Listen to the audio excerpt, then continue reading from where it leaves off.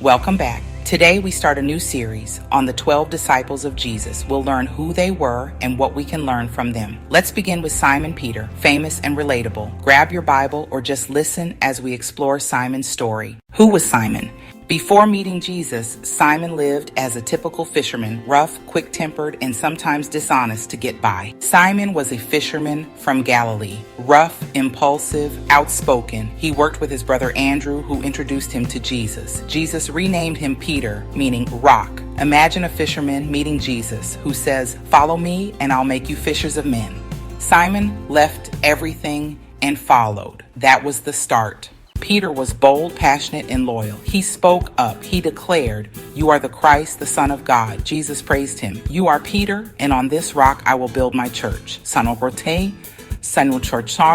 Peter led the disciples. He asked tough questions. He often spoke for the group. Peter wasn't perfect. He was impulsive. He tried to walk on water but sank. He argued with Jesus about the crucifixion. Worst of all, Peter denied Jesus 3 times the night he was arrested. "I don't know him," the rooster crowed. Peter remembered Jesus' words. He wept bitterly. That wasn't the end. After Jesus rose, he restored Peter. 3 times he asked, "Do you love me?" Peter said yes each time. Jesus replied, "Feed my sheep." Jesus forgave and recommissioned Peter. Jesus met Peter in failure and gave him purpose. Peter became a church leader. He preached boldly at Pentecost. He healed the sick. He was imprisoned but kept preaching. He had a vision that opened the gospel to Gentiles. Tradition says he was martyred in Rome, crucified upside down. What can we learn from Peter? 1. God calls imperfect people. Peter failed, but Jesus called him. 2. Confession matters. Peter proclaimed Jesus as Messiah. Faith starts with confession. 3. Failure isn't final. Peter denied Jesus but was restored. Your worst moment doesn't define you.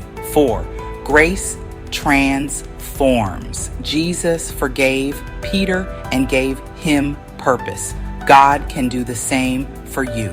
5. Be bold. Peter preached fearlessly. We should be bold too.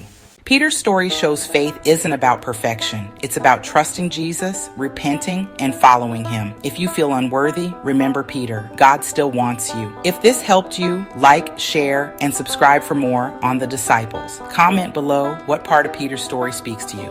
Thanks for watching. Stay blessed. See you next time as we continue with the 12 disciples. God bless.